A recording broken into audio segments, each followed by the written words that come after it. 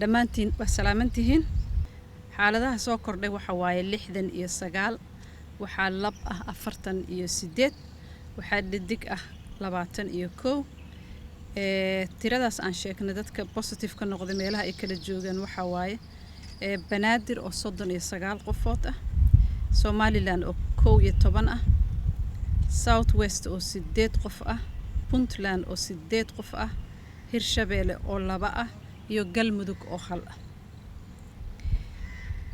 dadka laga helay xaaladahaas da'dooda inta ay u dhaxayso hadii aan kor marno waxa ilaa 20 sano jir ah boqolkiiba 14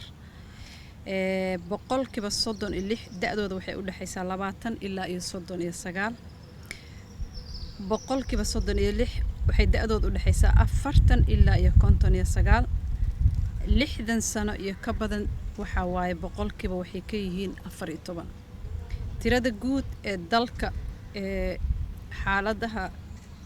COVID-19 positive waxay noqonayaan 997 dhimashada waxaa ku soo kordhay Allah u naxariistay 4 qofood oo 2 ay ku geeriyootay Somaliland Allah u naxariista Puntland 1 qof iyo gobolka Banaadir oo 1 qof Ilaahay u wada naxariista sabir iyo iimaan Allah ka siiyay intay ka baxeen tirada guud ee dhimashada waxay isugu tagaysaa 48 qofood waxaa ka bogsooday cudurka 4 qofood tirada guud ee dadka bogsooday waxay noqonaysaa guud ahaan 110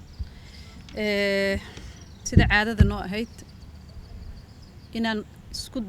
waanino oo isku dhiirigelino inaan cudurka ka hortagno in ma aragtay meelaha ciriiriga aanan la tagin in afka la daboosho marka baabuurta la raacayo ama banaanka loo baxay ama dad la dhex fariisanayo in la kala dheeraado in gacmaha saabuun iyo alcohol iyo wax allaala wixii qofka heli karo isaga nadiifiyo ilaa iyo 20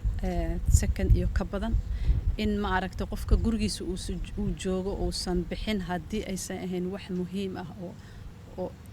ku qasbayo qofka inuu baxo in la dhageysto calaamadaha cudurka iyo sida lagu kala qaado iyo sida loo xakameyn lahaa in laga ilaaliyo cudurka dadka waayeelka ah ama dadka qaba cudurrada chronic diseaseska loo yaqaan cudurrada raaga